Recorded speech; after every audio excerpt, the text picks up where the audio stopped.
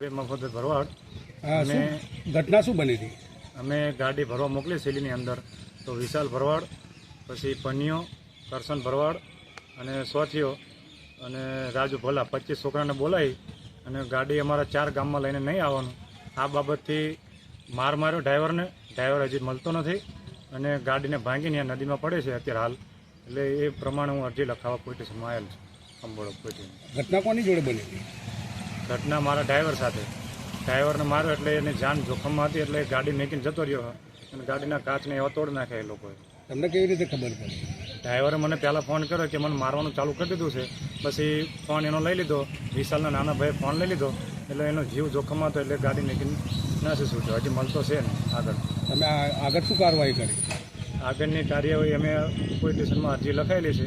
આગળની એના ડ્રાઈવરના ઘરે જઈએ છીએ, અત્યારે મળે છે કે નહીં, ક્યાં છે એની શોધ માટે.